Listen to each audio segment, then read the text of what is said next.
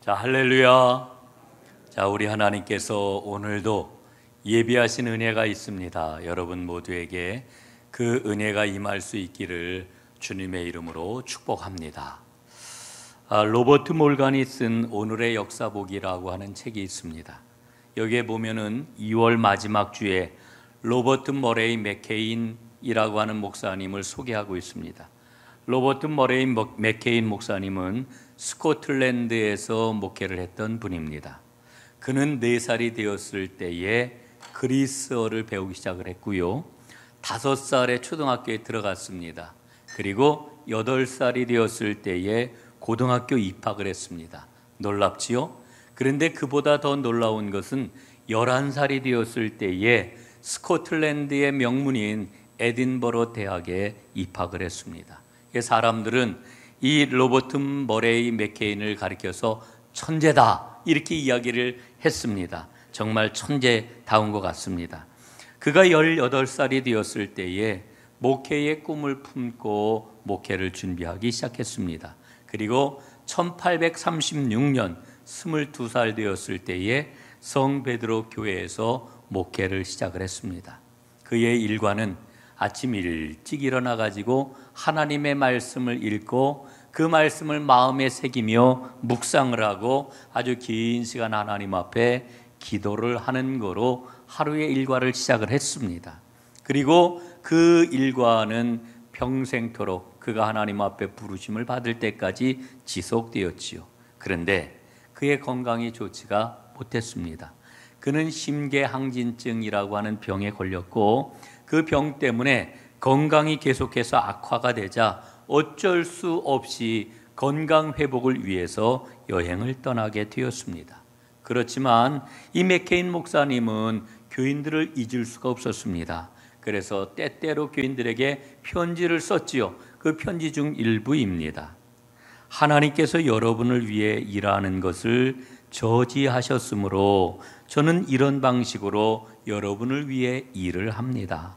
나는 그것도 기뻐합니다.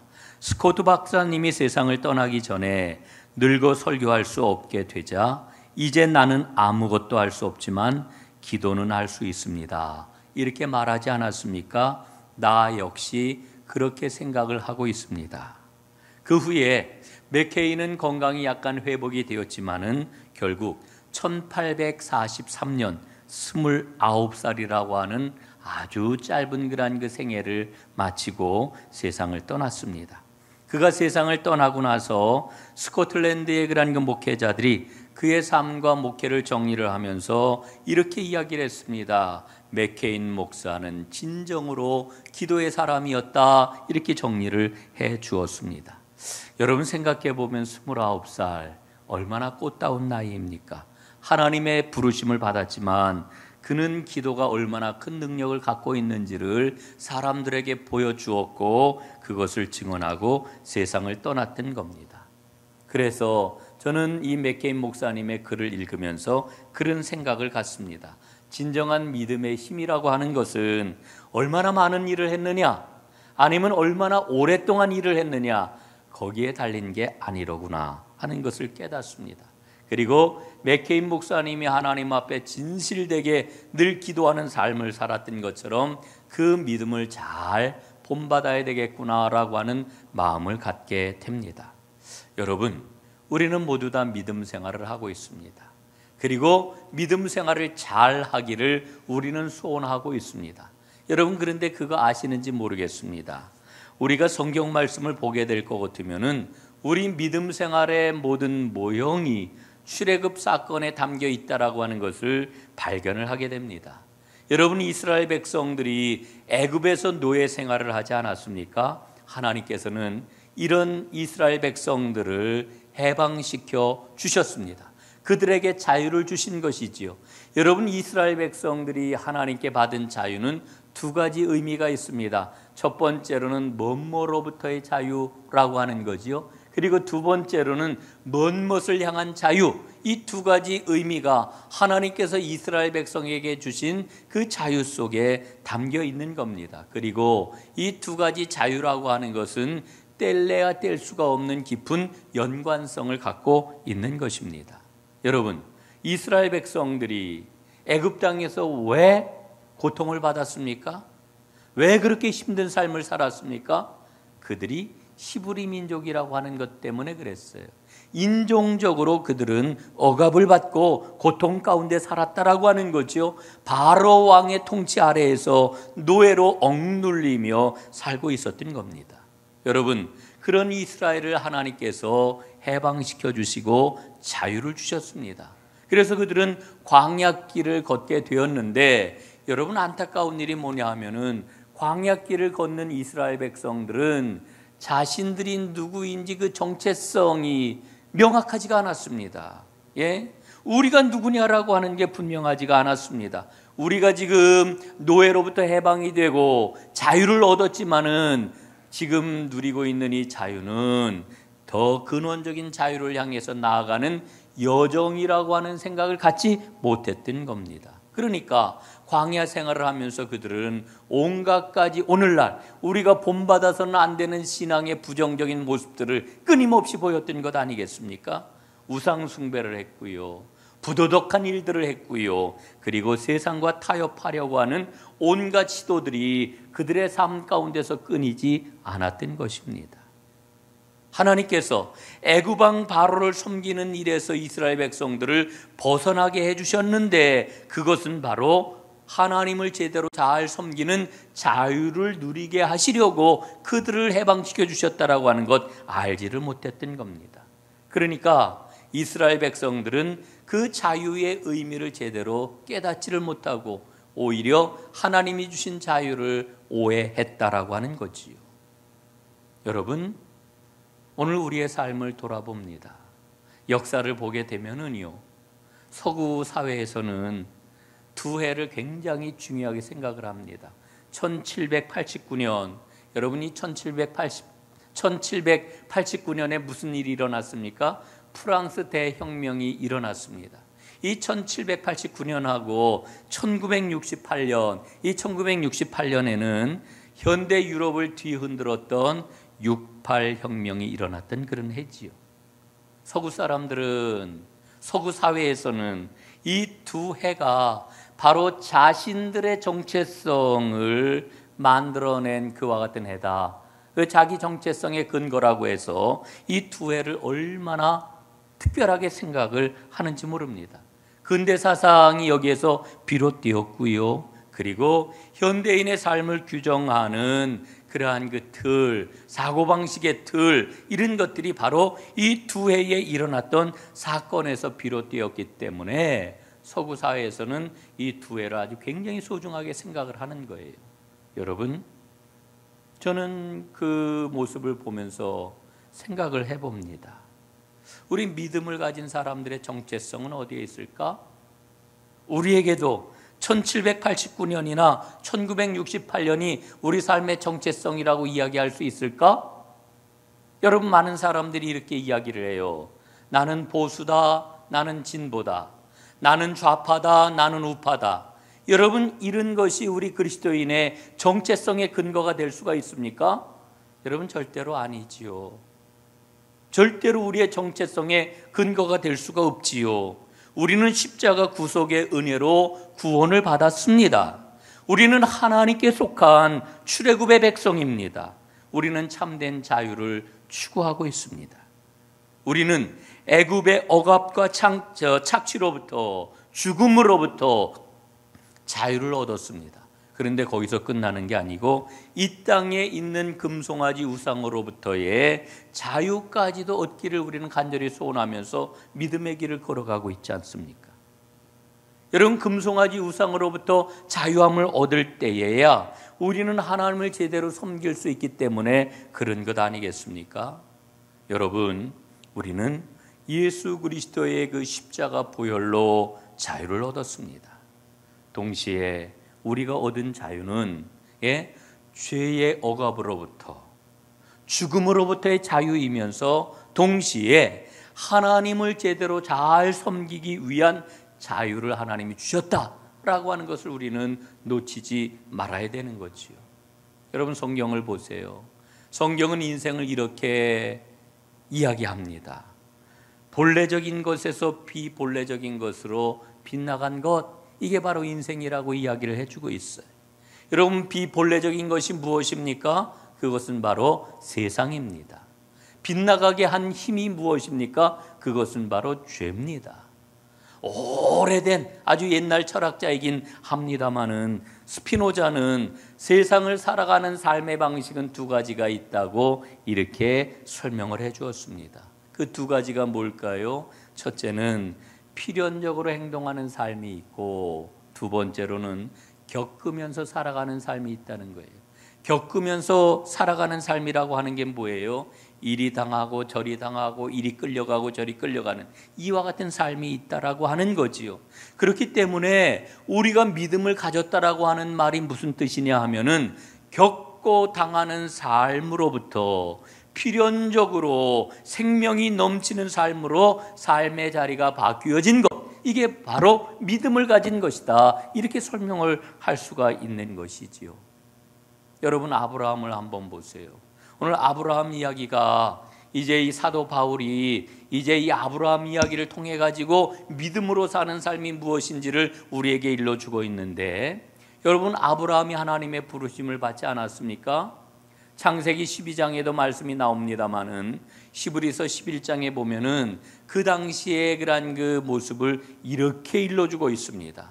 믿음으로 아브라함은 부르심을 받았을 때에 순종하여 장래의 유업으로 받을 땅에 나아갈새 갈 바를 알지 못하고 나아갔으며, 이렇게 일러주고 있습니다. 여러분, 이 말씀을 한번 잘 보십시오. 부르심을 받았대요. 그런데 어디로 가는지를 알지를 못하는 부르심을 받았다는 거예요. 그런데 세 번째 어떻습니까? 그럼에도 불구하고 앞으로 나아갔다. 예, 하나님의 명령에 따랐다. 이게 바로 아브라함의 부르심이라고 이렇게 일러주고 있는 거지요. 여러분, 이 세 개의 구절을 우리는 정말 깊이 생각을 해봐야 합니다. 부르심을 받았는데 그 부르심이 어디를 향해서 나아가는 건지 알지 못하는 거예요. 그럼에도 불구하고 아브라함은 그 부르심을 따랐다라고 하는 거지요. 여러분, 성경을 한번 보십시오. 성경 66권을 통해 가지고 우리에게 주시는 명령이 있어요.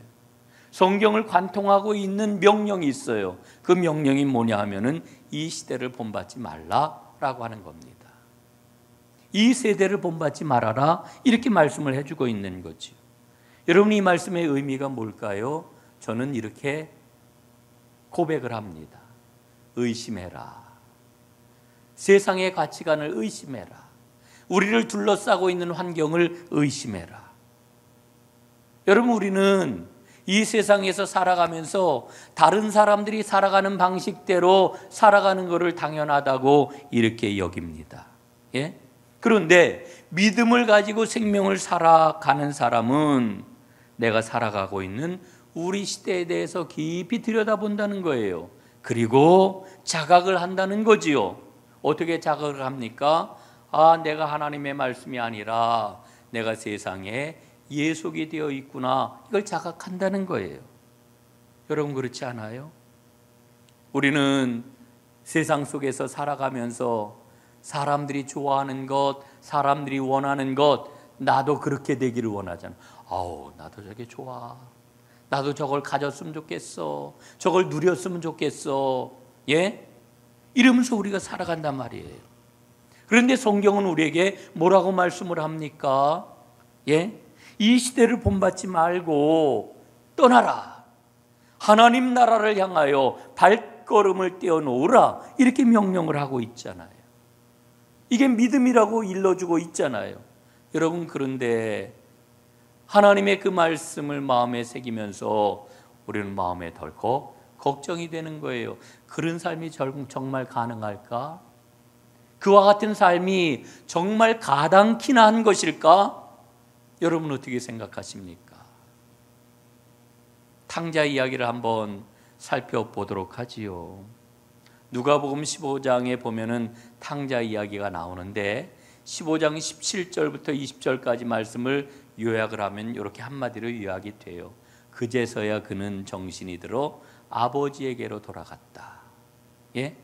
그라고 하는 게 누구예요? 탕자지요. 탕자가 탕자로 생활하던 자신의 인생이 잘못되었다라고 하는 것을 깨달을 때 그는 아버지를 보게 되었고 아버지께로 돌아가는 발걸음을 옮겼던 것입니다. 여러분, 제정신이 들기 이전까지는 몰랐던 거예요. 예?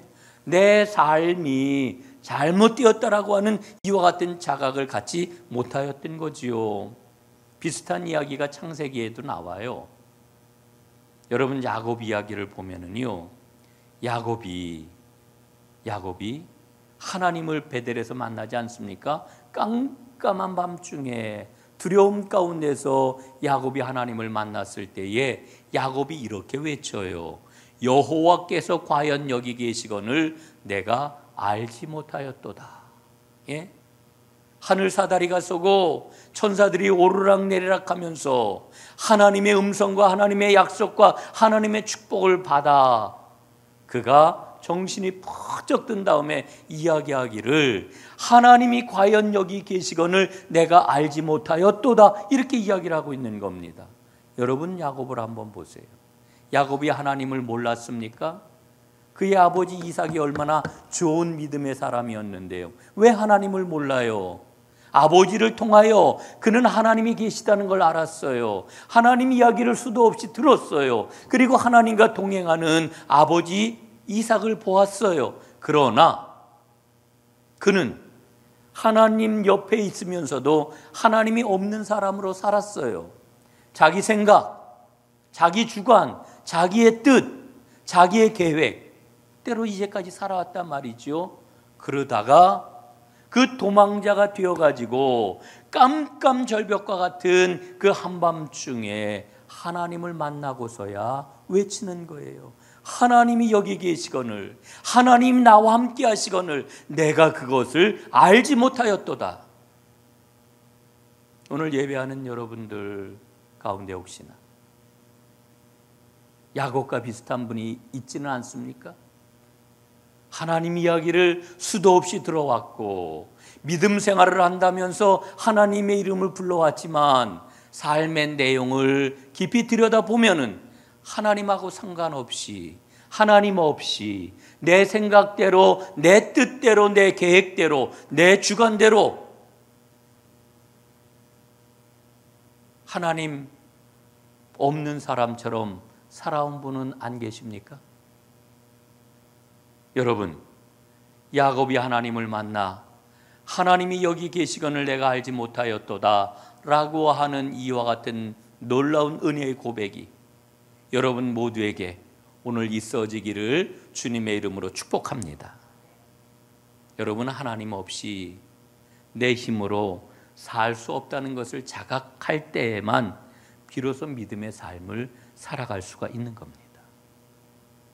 하나님과 함께 동행하며 살아가게 될 때에 어떤 그런 그 삶의 그런 그 변화가 나타날까요?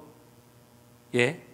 여러분, 바울은 이런 고백을 하잖아요. 이렇게 고백을 해요. 내가 어린아이의 일을 버렸노라. 자신의 삶이 잘못되었다고 느끼고서 주님과 함께 새로운 삶을 살아가면서 바울이 내렸던 그런 그 고백인 것입니다. 여러분, 그 20세기의 위대한 신학자들이 여럿 있는데 첫 손가락에 꼽히는 사람 가운데 하나가 바로 폴 틸리라고 하는 분입니다. 이분은 삶을 세 가지로 설명을 해주고 있어요. 첫째는 자율, 둘째 타율, 셋째 신율, 이렇게 세 가지로 설명을 해주고 있습니다. 자기가 스스로 세운 원칙에 따라서 스스로를 규제하면서 살아가는 거지요. 그럼 난 잘 살 거야. 여러분, 이런 사람들 굉장히 많아요. 아유, 내가 잘하면 되지. 그런데 여러분, 내가 잘해서 인생을 잘 살 수 있나요? 그게 아니라고 하는 걸 깨닫잖아요. 그래서 다른 사람들과의 관계 속으로 들어가게 됩니다. 그런데 그것도 얼마 안 돼가지고 인생의 근원적인 목마름을 해소할 수 없다라고 하는 것을 깨닫지 않아요? 그래서 이제 신율의 단계로 다 가게 되는데, 이 신율의 단계로 다 나아가는 이와 같은 그런 그 모습을 하나님의 밀어내기라고 이렇게 표현을 합니다. 저는 굉장히 재미있고도 의미 있는 표현이라고 생각을 해요. 하나님이 밀어내기를 통해 가지고 결국은 하나님 앞에 서게 하신다는 거예요. 하나님 앞에 서게 될 때에 비로소 깨닫게 되는 거지요. 볼 수 없어서 없는 줄 알았는데 있구나.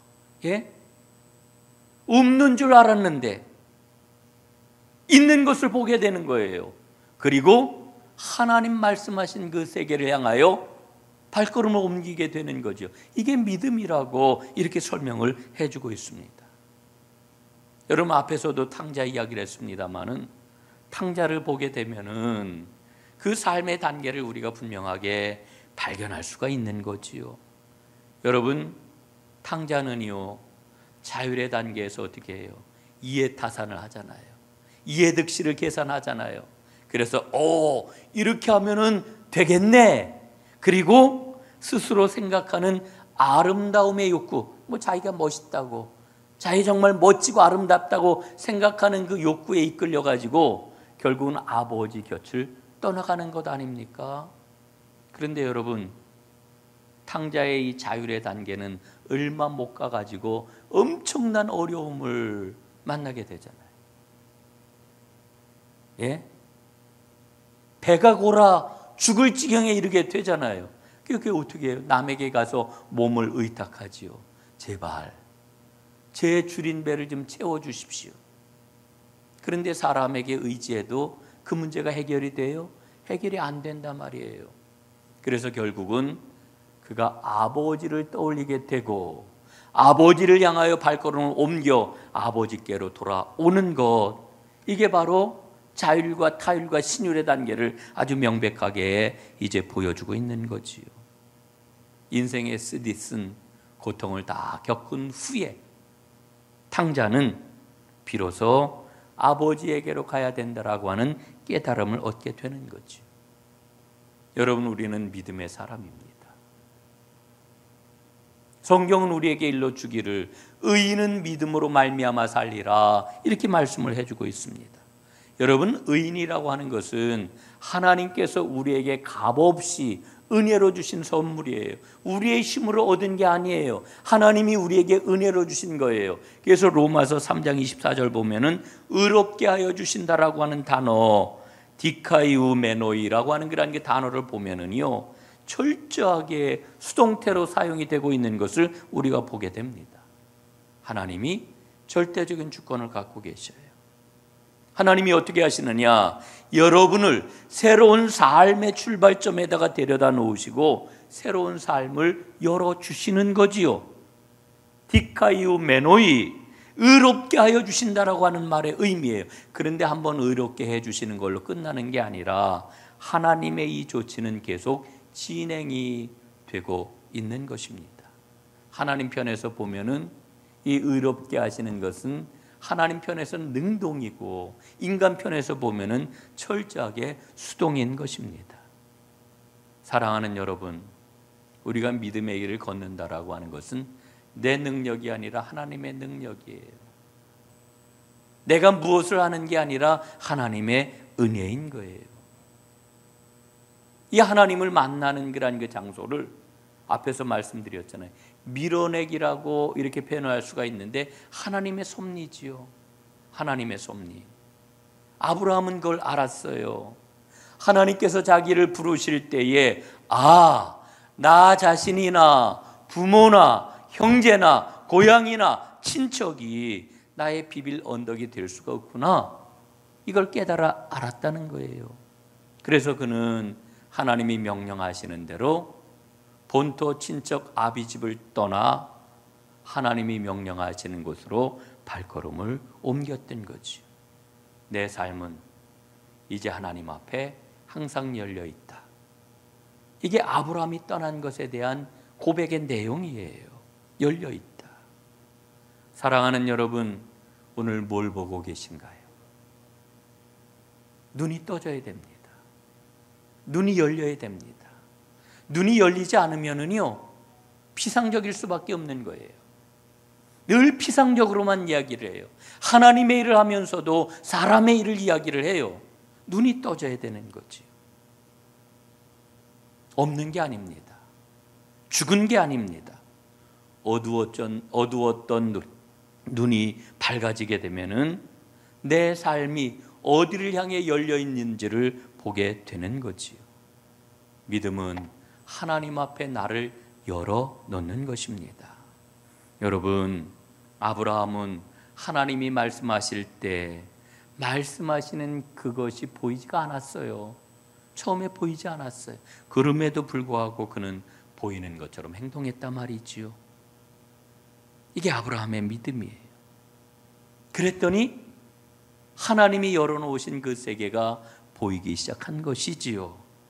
여러분, 아브라함이 하나님의 부르심을 받고 믿음의 길을 따라 나섰을 때에 어떠한 일이 일어났을까요? 예? 아마 그 길을 걸었을 때 그에게는 많은 일들이 있었을 겁니다. 정말 그래요. 그가 믿음의 길을 걷기 시작했더니 그의 믿음이 커졌고 그의 믿음은 더욱더 단단해졌습니다.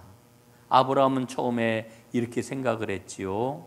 하나님께서 우리 가정을 행복하게 해주실 것이다. 하나님께서 내가 행하는 일에 번성함을 주실 것이다. 하나님께서 나의 미래를 환히 밝혀주실 것이다. 이 모든 일이 당연한 믿음의 결과다. 이런 생각을 아브라함은 했단 말이지요. 여러분, 그런데 믿음의 길을 걷고 보니까 믿음의 길은 험난했어요.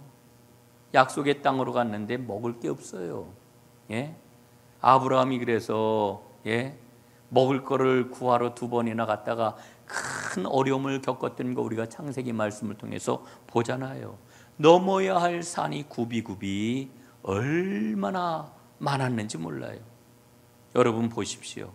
어느 날 이 아브라함이 잘 먹고 잘 살고 있었어요. 아들까지 얻어가지고 얼마나 행복했는지 몰라요. 그런데 하나님이 아브라함에게 명령을 내리시지 않았습니까? 내 아들 이삭을 나에게 바쳐라. 얼마나 청천벽력과 같은 그런 말씀이었습니까? 아브라함에게 닥친 엄청난 믿음의 시련이었던 것입니다. 그런데 아브라함이 이 시험을 이겨냈어요. 아브라함은 죽음 가운데서 이삭의 생명 얻을 것을 믿었던 거지요. 그러니까 아브라함은 바랄 수 없는 중에 바라고 믿는 믿음을 갖게 되었던 겁니다. 사랑하는 여러분, 믿음은 보는 게 아니잖아요. 보이는 게 아니잖아요. 아브라함은요, 보이지 않고 바랄 수 없는 가운데서 바라고 믿는 그런 믿음을 가졌던 거예요. 그래서 그 아들 이삭을 하나님의 제단에 바칠 수가 있었던 거지요. 하나님께서는 이와 같은 아브라함의 순종을 의롭게 여기셨다 그랬어요. 그래서 아브라함은 하나님이 주시는 복을, 진정한 복을 받아 누리는 복의 조상까지 된 것입니다. 여러분, 이게 아브라함의 믿음이에요. 예. 여러분, 우리는 아브라함의 믿음에 대해서 주로 어떻게 생각을 하냐면은, 아브라함이 하나님의 부르심을 받고 순종해서 나아가지고 큰 부자가 되었대, 큰 영향력을 미치는 사람이 되었대 라고 하는데 멈춰버리려고 할 때가 많아요. 여러분, 아브라함의 복은 그 단계를 훨씬 더 뛰어넘는 복입니다. 예. 그래서 진정한 복의 조상까지 되었습니다. 우리는 아브라함의 믿음을 따르는 사람들이에요. 오늘 성경에 보니까 아브라함에게만 해당되는 게 아니라고 그러잖아요. 믿음을 가진 모든 사람에게 해당되는 거라고 말씀을 하잖아요. 우리는 아브라함의 믿음을 따르는 사람이에요. 결단해야 돼요. 이제 하나님이 열어놓으신 그 믿음의 문을 열고 하나님을 따라 나설 것인지, 아니면 그 문을 스스로 닫아버리고 나의 소견에 옳은 대로 살아갈 것인지 결단해야 돼요. 믿음을 가졌다 하는 이야기는 분명히 듣는데 안에서 작동하는 것을 보면은 하나님의 말씀, 하나님의 명령이 아니라 여전히 내 소견, 내 의견에 옳은 대로 살아간다라고 하면 진정한 믿음의 사람이라고 할 수 있을까요? 우리는 하나님께 의롭다 인정하심을 받은 믿음의 사람들입니다. 믿음의 발걸음을 온전하게 옮겨야지요. 이 은혜가 여러분의 삶 가운데 복으로 충만하게 열매 맺기를 주님의 이름으로 축원합니다. 기도하겠습니다. 아버지 하나님, 아브라함의 믿음을 따르는 우리가 아브라함처럼 하나님이 열어놓으신 문을 열고 하나님의 길을 따라 나서게 하옵소서. 문을 스스로 닫아버리고 내 소견에 옳은 대로 내 뜻대로 살아가면서 믿음을 가진 사람이라고 어떻게 이야기할 수 있겠습니까? 진정한 믿음의 길을 걸어 하나님 예비하신 진정한 복을 누리며 생명 가운데서 기쁨의 삶을 살아가는 우리 전농교회 모든 성도들 되도록 축복하여 주옵소서. 예수님 이름으로 간절히 기도드리옵나이다. 아멘.